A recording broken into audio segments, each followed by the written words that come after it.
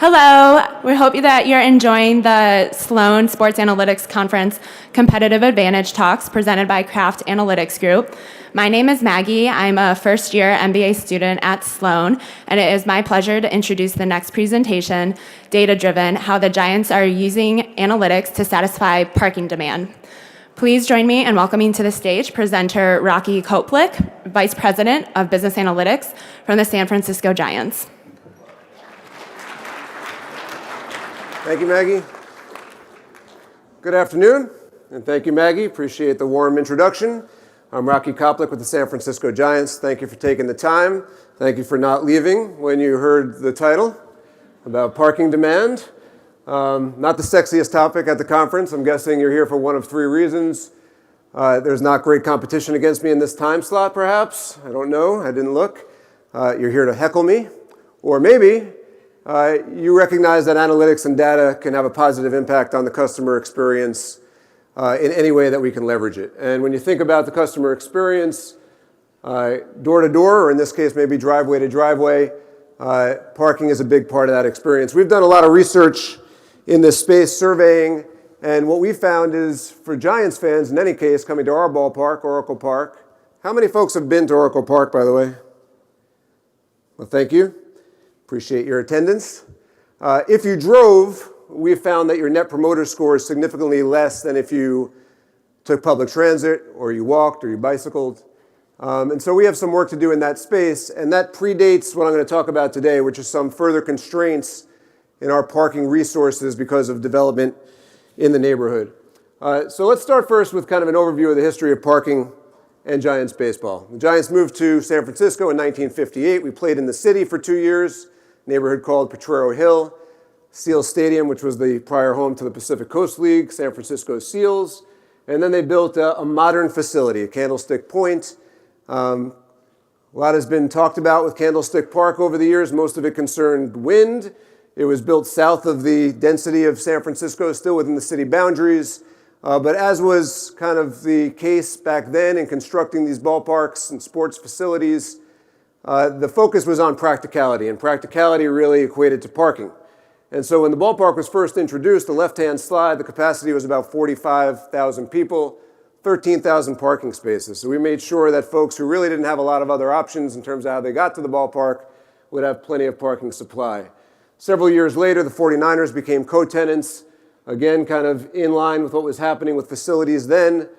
It became a multi-use facility for the NFL and Major League Baseball, 60,000 plus capacity, but still plenty of parking to accommodate that.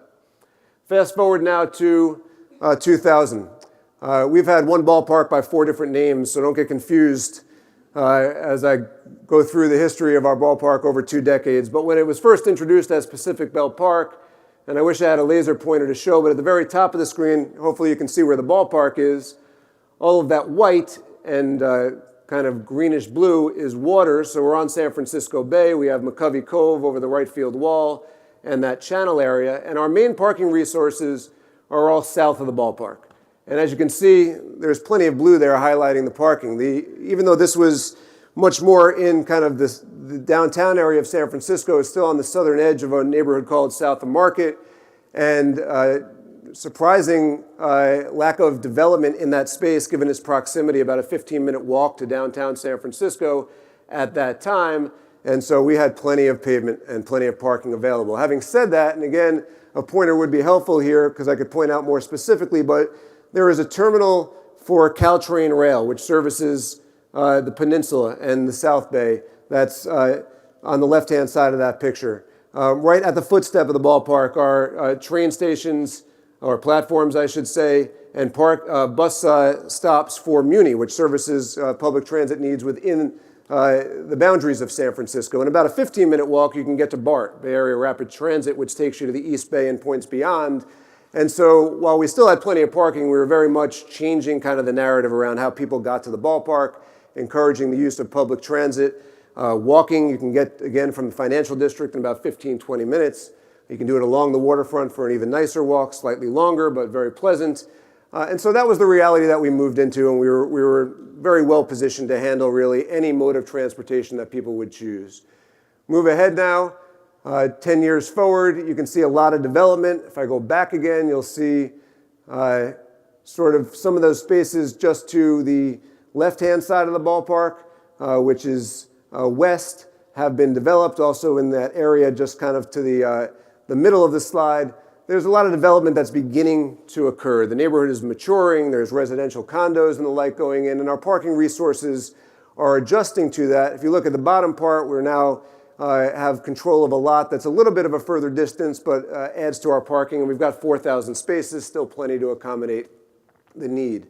Now, 10 years later again, this is the last couple of years. One point of interest for a lot of you in the room, at the very bottom of the screen, you can actually see the new home of the Golden State Warriors.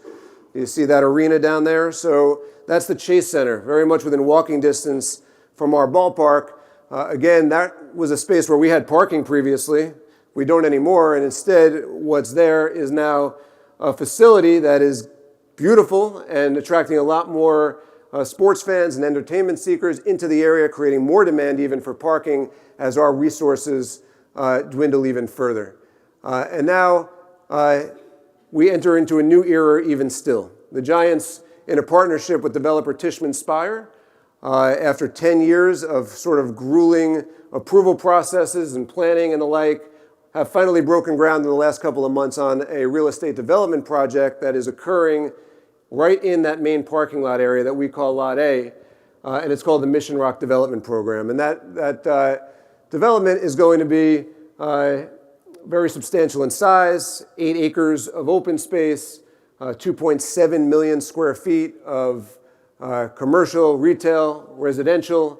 Very proud to say that among the residential inventory, 40% is going to affordable housing, which is a very dire need in San Francisco. So it's a project that is really important to the San Francisco Giants, going to help diversify our revenue streams, but it does have a very real impact on everything I was just talking about and the access to parking around the ballpark, which has a significant impact on our customers, obviously. And so here's what it looks like in a little bit more detail. Where you see on the left-hand side numbers 1 through 5, that is phase 1 of a 4-phase project that's occurring at Mission Rock. Phase 1, or option 1 over there at the top, obviously, is open space, and then you have 2 23-story residential towers and a couple of slightly smaller 8-story and 13-story office buildings.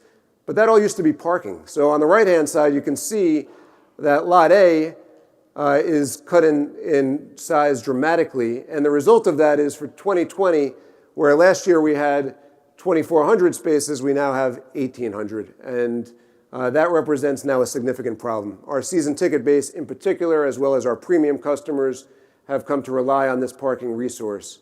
And so what to do about that? And that's what I'm finally getting to here. So at the Giants, we've done a lot of analytic work and data work in ticketing specifically for a lot of years. We did not, however, have a dedicated business analytics department until January of last year. So we're sort of new to the game. And what we did, of course, in taking on that responsibility was to try to put an infrastructure in place that incorporated many new data sources that were beyond ticketing so that we can provide guidance and information and strategic support to a number of departments beyond ticketing. And it wasn't soon after our creation that we got tapped on the shoulder by our transportation lead, Josh Carlin Resnick, and said, well, what can you do for me? We have this very real problem that's occurring, and we're not exactly sure how to tackle it. And so we thought about what data we had access to. And really what it came down to is we had parking sales, we had parking scans, and we had resale activity. And this is really related only to those who are buying in advance, season ticket holders and rental customers. Season ticket holders can buy only full season packages.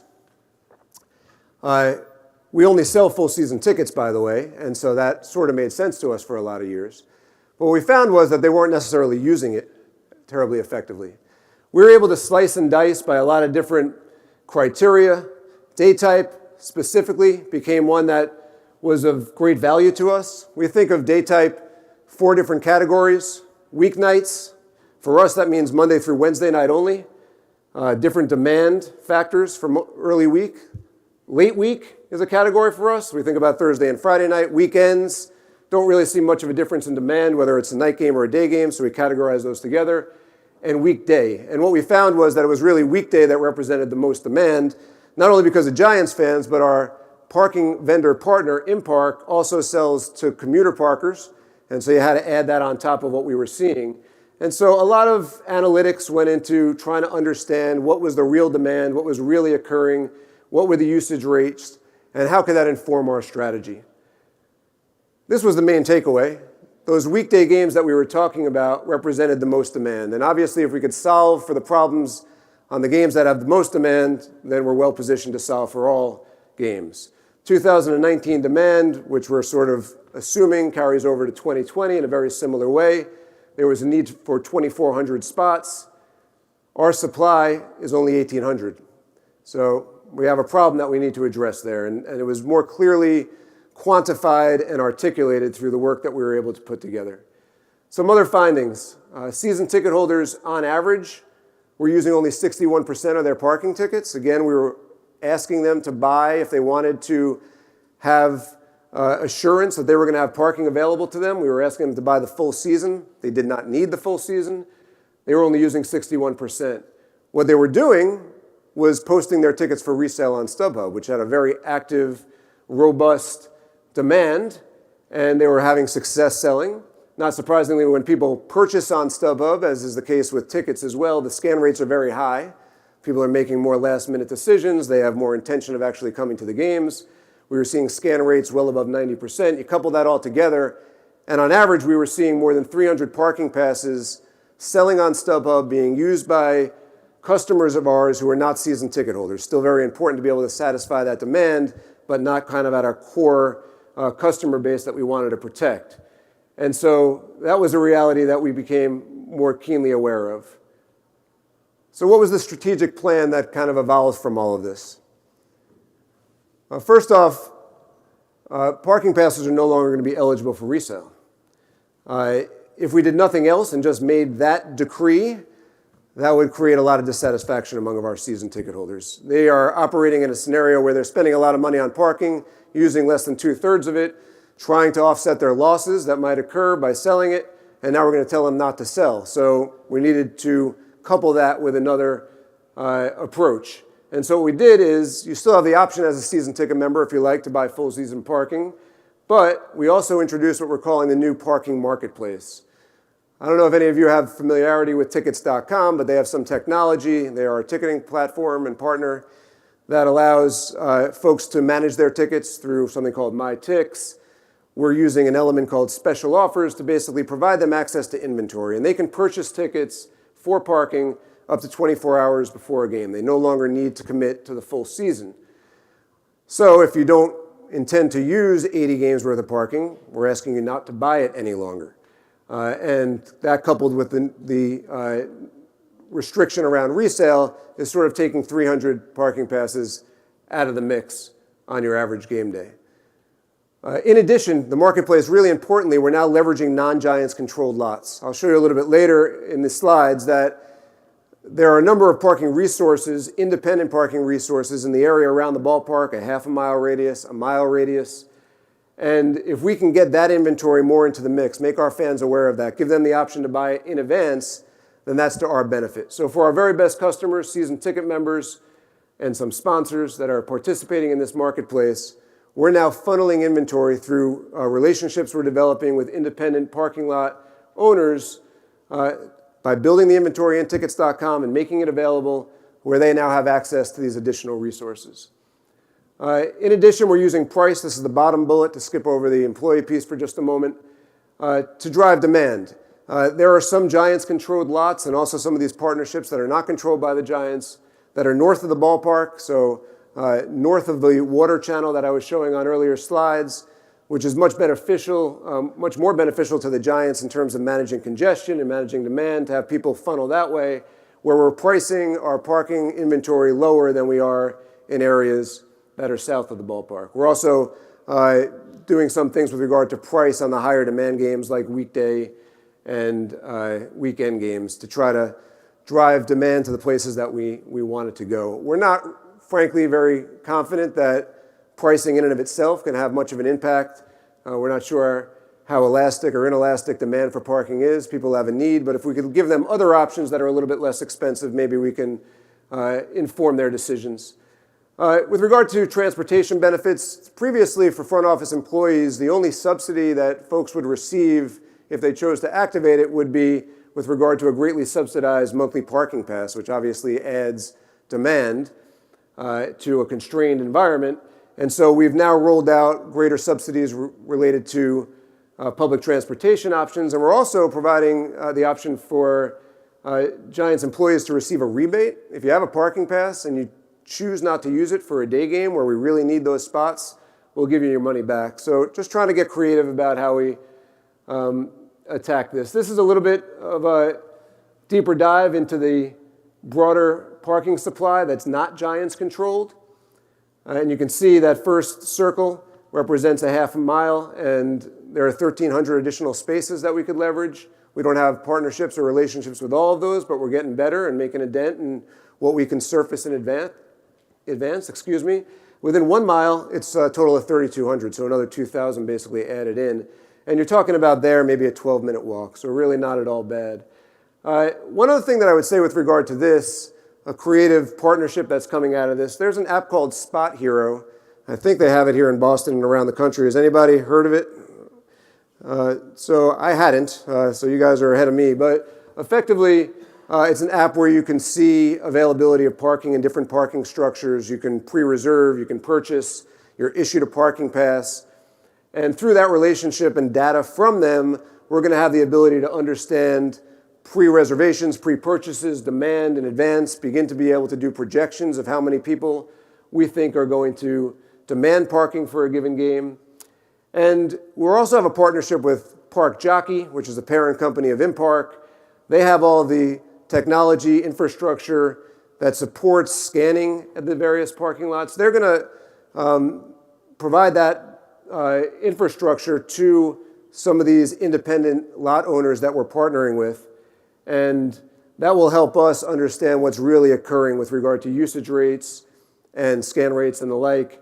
And that will be inclusive of any purchases that are occurring through SpotHero. So we really have a much more comprehensive approach. And generally speaking, I should point out too, we're not terribly concerned about revenue generated by our parking.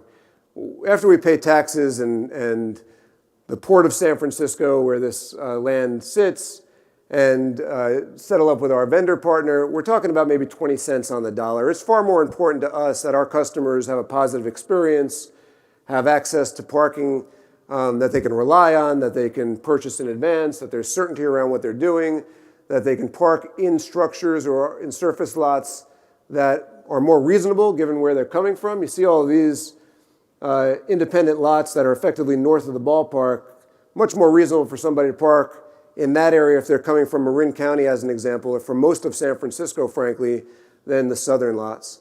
And so that's where our focus is, customer satisfaction as we enter into this new era of real estate development, and much less so on the revenue we're generating from this piece of our business. And this kind of sums everything up in terms of what the demand and the supply look like.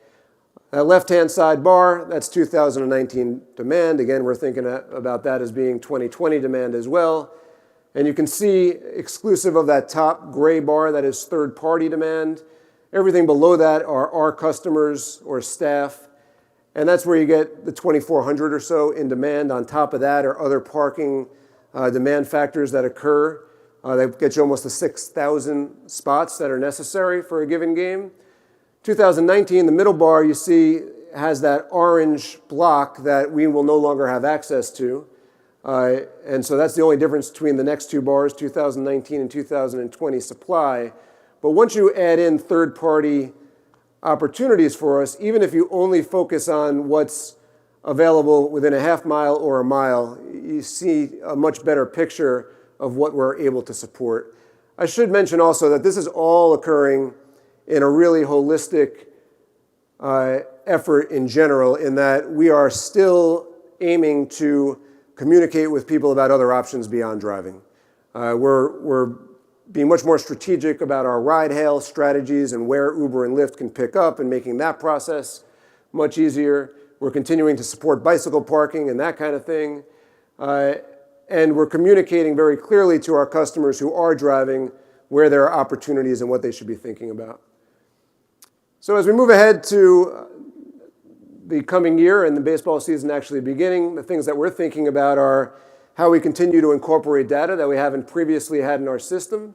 So Park Jockey, again, is where we can see scan data. We do get scan data from Park Jockey that integrates directly into tickets.com for inventory that is purchased directly from us through tickets.com and in advance. But what we don't get scan data for are day of game parking by credit card or cash.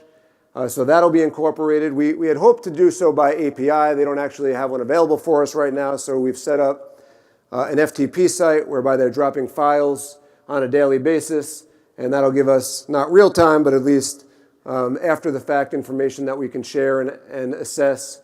Again, what we talked about with SpotHero, that's going to give us much better visibility on the purchase and pre-reservation side beyond what we're able to see through tickets.com and Park Jockey. We're going to continue to do research. We've done a lot of that in terms of surveying our customers. What's the level of satisfaction? Is the transportation mode split changing over time? Are we being effective in our communication strategies and the directions in which we're trying to push people? And also surveying our staff, not just front office staff, but our day of game staff relies heavily on our parking resources as well. Predictive analytics, we do a lot of this already on the ticketing side, so it's an obvious extension to do it on the parking side. As we get more and more data and can understand what's occurring from pre-purchase realities relative to how a game ultimately performs, we'll be able to do a much better job of predicting outcomes and providing expectations to our parking operations people, and also to be able to communicate, this space is sold out a week out. How do we communicate to individuals who own game tickets and do so in a targeted way? So one message goes to people who live in Marin County, and another might go to people who live in the South Bay and try to explain to them what the current state is and where they might have a better approach and success in terms of finding parking resource. And reporting, that goes without saying, is an area of focus where we're going to surface purchase, reservation, usage data, and make sure that internally we're all on the same page about how we're approaching this. Again, this Mission Bay project is one that's going to occur in 4 phases, and phase 1 does not include the construction of a parking structure. If you were a group of season ticket members of the Giants, all hands would be up asking why, so I'm glad that you're not, and I don't have to answer that question. It is in phase 2, and so it's not until the end of phase 2 that we're going to have a new resource to dedicate to. So we have 5 or 7 years we're anticipating where parking will continue to become more constrained. And oh, by the way, I don't know if anybody in the room has previously been in a situation where part of a development project was related to creating a parking structure, but it's incredibly expensive to develop on a per space basis. And so if we have the ability to change behavior and do a better job leveraging non-Giants controlled inventory, and ultimately don't have to develop a parking structure quite of the same size, that would be a great result for us as well and save us significant dollars. So that's basically the presentation. We invite all of you to come out and see us again in 2020, but if you do, we wouldn't mind if you walked from a hotel nearby. That would be beneficial, and if you have any questions, I'm happy to answer them. Yes? I'm curious, I know San Francisco has a transit policy in the city. Yes. And I'm wondering how much you've worked with the city to try and encourage and incentivize more shifting versus parking. Like the second part of that, I know that we're also trying to incentivize EVs. Incentivize what? Electricity. Oh, yes. So I'm wondering about how you guys are thinking about providing like charging. Yeah, so the second part of that first, we do have charging spots already in our current lot, although with the development that's begun in the early part of this year, those spots have been removed temporarily, and we're currently in conversation with the port and the city to figure out where to relocate those. The second part of the question, and I failed to mention it, I meant to, we are certainly engaged heavily with all local transit authorities, not just within San Francisco. One example of success in that space, Caltrain, which services the peninsula and the South Bay, a couple of years ago had stopped running express trains after our night games, which was taking people a lot longer to get home, or they were leaving in like the sixth inning to catch an express train. And through some negotiation, we were able to get them to add that back in during 2019.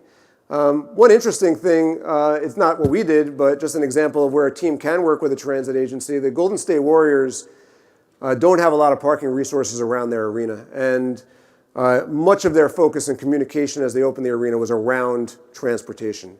And they actually work with San Francisco Muni, which is the public transit agency in the city. And anybody who holds a ticket to any event at Chase Center can travel for free on Muni.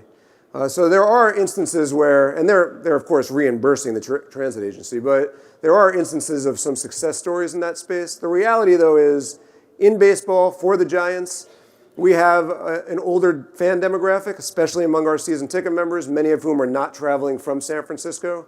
And many for whom many driving is the most reasonable option, even though we encourage other opportunities. Any other questions? Yes, sir? How much of your parking demand is dictated by the price of the parking? You can have spots available if the price is so high, people let them park there anyway.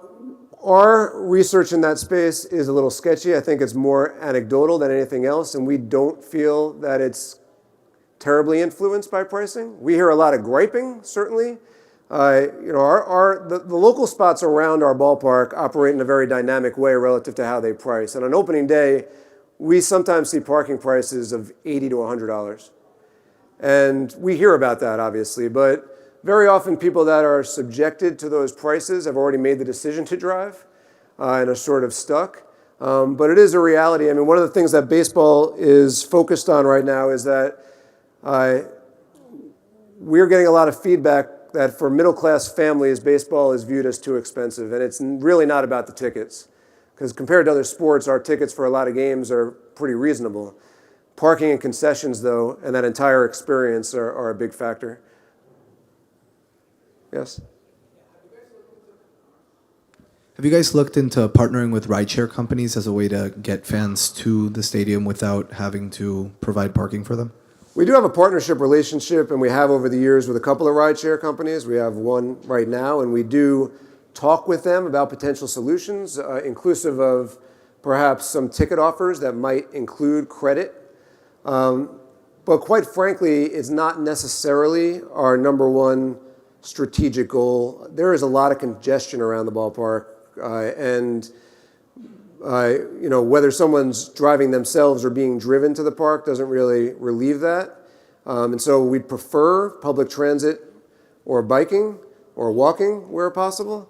But it's definitely part of the comprehensive plan. And we are taking a very strategic approach in collaboration with those partners, even if they're not a sponsorship partner, with regard to more appropriate locations for drop-off and pickup and making better sense of how traffic circulates around the ballpark. Looks like we have 1 or 2 minutes left. Yes, sir? So as younger generations get older, Yes. typically right now we're seeing a lot of people getting away from auto ownership. As your fan-based demographic preferences change, how do you think that will change the shape of your demand for parking? Well, that's a good question. I mean, as a sport, again, we're having a difficult time and thinking a lot about how we attract the younger fan base. So much of our efforts in terms of customer acquisition are concentrated in that area. And in the here and now, before they age into perhaps driving more often, that would be a good shift for us because a lot of those fans are probably more closely located either by way of their employment or where they live to the ballpark and maybe have more flexibility to take other modes of transportation. But all of those questions about shifting demand are going to have to be evaluated in the context of how this development project works, what else we're seeing in terms of mode split, and where we really think we are with regard to a parking structure and what makes sense. But it's a good question that we have to evaluate. I think we have time for perhaps one more. Thanks. Okay. Well, thanks. Oh, there's one more. I'm sorry. Go ahead.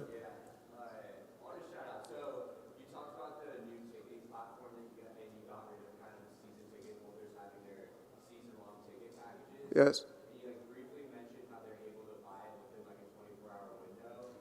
How do you have a model where the season ticket holders can purchase a ticket? How can you guarantee that they're able to purchase a ticket, but then also not have unused ticket, parking tickets? So just to be clear, 2 points really quickly. The season ticket holders still have the option to buy full season packages, which you may have understood already. And the second is they have up until 24 hours to purchase. They can purchase for an August game now. I think we're going to learn as we go on what demand is expected to be based on early activity and be able to anticipate a lot better. But we're not currently spending a lot of time worrying about excess supply, to be honest with you. So we think that if we find that that's the case, we can shift people back into Giants-controlled lots if that's an outcome that results. Well, thanks everybody for your time. Appreciate your attention and enjoy the rest of the conference.